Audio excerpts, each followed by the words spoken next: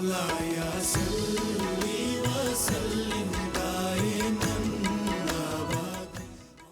आमदेद। सवाल हमारा, जवाब आपका में। आज हमारा मौजू है, क्या दौलत सबसे बड़ी ताकत है? मेरा अपना ख्याल ये है कि दौलत 2024 में हम ये कह सकते हैं कि एक बड़ी ताकत है, लेकिन सबसे बड़ी ताकत है, इससे मैं इत्तेफाक नहीं करता। आप चाहें तो इस पर अपने जहन में कोई ख्याल, कोई जवाब इस सवाल का बना सकते हैं। और ये बात मैं इसलिए कह रहा हूँ कि आप अगर दौलत को एक बड़ी ताकत समझते भी हैं, तो इस बड़ी ताकत को हासिल करने के लिए आपने जिस ताकत का इस्तेमाल किया वो कितनी बड़ी ताकत हो। तो इसलिए सबसे बड़ी ताकत ना सही, लेकिन दौलत बहरहाल एक ताकत है। अब जो लोग ये कहते हैं कि नहीं, दौलत सबसे बड़ी ताकत है, बाकी चीज़ें सलाहियत, इल्म, तालीम, मुताला, रिस्पेक्ट, ईमानदारी, माशरती मकाम, ख़ानदानी, आपका जाहो जलाल, ये सब कोई ताकत नहीं है।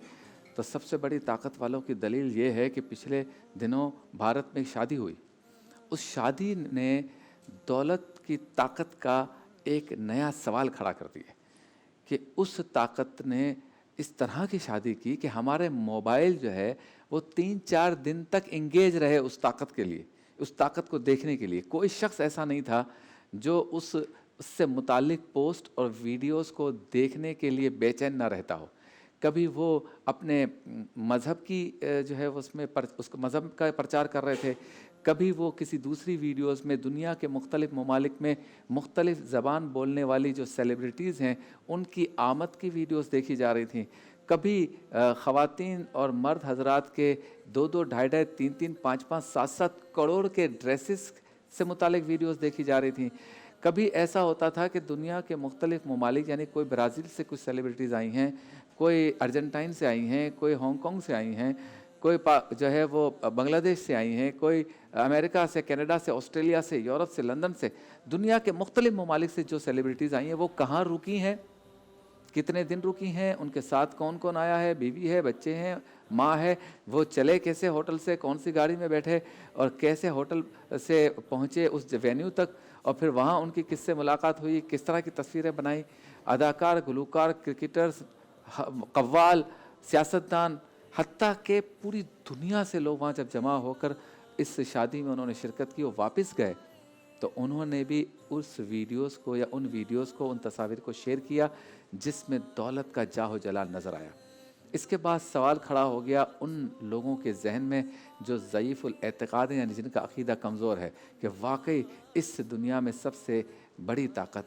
दौलत है, और जो बिल्कुल ही जो है वो ज़ईफ़ुल एतक़ाद हैं, जिनका अक़ीदे से, ईमान से या ईमानियात से कोई ताल्लुक़ नहीं, मैं मुसलमानों की बात नहीं कर रहा, दीगर मज़ाहिब की, उन्होंने तो ये भी कहना शुरू कर दिया कि हमारा मज़हब, माज़अल्लाह, उन्होंने कहना शुरू कर दिया जिनका मज़हब ही बातिल है। मैं अपने मज़हब की यकीनन या हमारे मज़हब की बात नहीं कर सकता और ना करनी चाहिए, हमारा एतक़ाद और यकीन तो बहुत मज़बूत है अल्हम्दुलिल्लाह। उन्होंने ख़ुद ही अपने मज़हब के अक़ीदे की नफ़ी करना शुरू कर दी कि हमारे मज़हब से भी ज़्यादा ताकतवर जो है वो दौलत है। इसीलिए उस शख्स ने मज़हब को भी ख़रीदा, उस शख्स ने जो है वो हमारे पेशवाओं को भी ख़रीदा, उस शख्स ने जो है नेटवर्क को ख़रीदा, उस शख्स ने मोबाइलों को ख़रीदा, उस शख्स ने सोचों को ख़रीदा, उस शख्स ने सेलिब्रिटीज़ को ख़रीदा। जो सेलिब्रिटीज़ किसी की दावत में बग़ैर पैसों के नहीं आती थीं या नहीं आते थे,